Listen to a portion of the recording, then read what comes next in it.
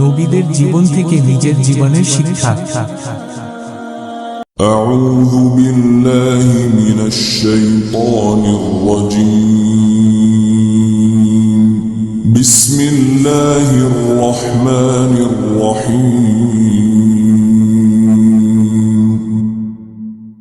সুখ, দুঃখ, হাসি, কান্না, আনন্দ, বেদনা সবকিছুর নিয়ন্ত্রক মহান আল্লাহ। মন সব সময় ভালো রাখা কঠিন। নানা কারণে মন খারাপ হতে পারে। মন খারাপ হলে ভেঙে পড়বেন না। আল্লাহ মানুষকে কষ্টের ওপর নির্ভরশীল করেই সৃষ্টি করেছেন।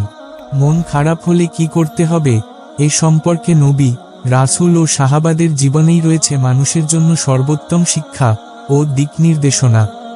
আল কোরআনে আছে, আল্লাহ বলেন, لقد خلقنا الإنسان في كبد অবশ্যই আমি মানুষকে কষ্ট নির্ভররূপে সৃষ্টি করেছি।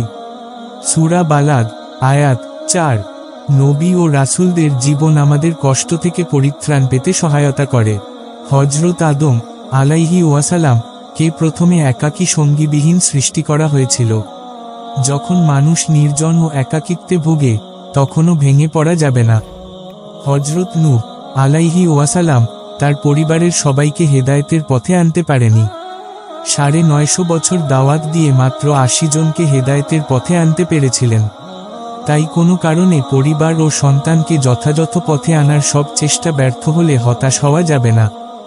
হযরত ইব্রাহিম আলাইহি ওয়াসালাম এর বাবা পৌত্তলিক ছিলেন, তাকে আগুনে নিক্ষেপ করা হয়েছিল।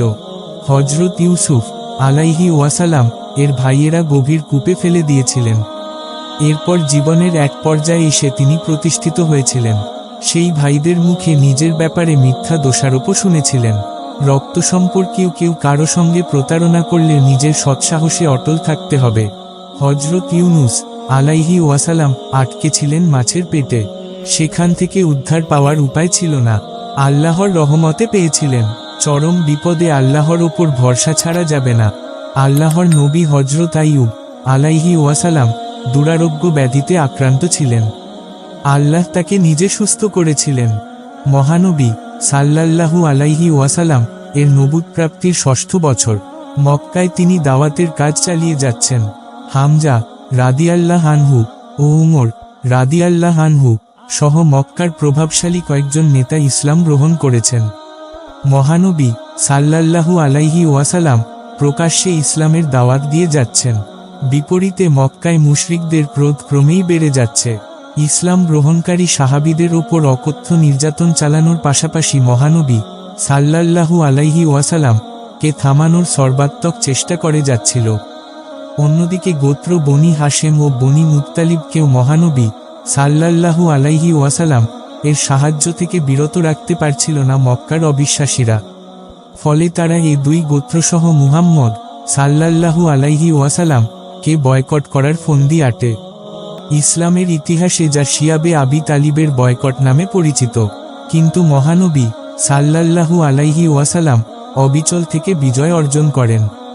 শিক্ষণীয় বিষয়, তাহলে আমরা এই হাদিস থেকে কি শিখলাম? সুখ, দুঃখ, হাসি, কান্না, আনন্দ, বেদনা সবকিছুর নিয়ে আল্লাহ মানুষকে কষ্টের ওপর নির্ভরশীল করেই সৃষ্টি করেছেন। আল্লাহ আমাদের সবাইকে নবী রাসূলদের দেখানো ও শেখানো পথে চলার তৌফিক দান করুন, আমিন। ভিডিওটি ভালো লাগলে একটি লাইক করুন এবং সাবস্ক্রাইব করুন। আল্লাহ হাফেজ। ভিডিওটি ভালো লাগলে একটি লাইক করবেন। এরকম নিত্য নতুন ভিডিও পেতে চ্যানেলটি সাবস্ক্রাইব করে ক্রাইম নিউজ অনলাইন সাথেই থাকুন।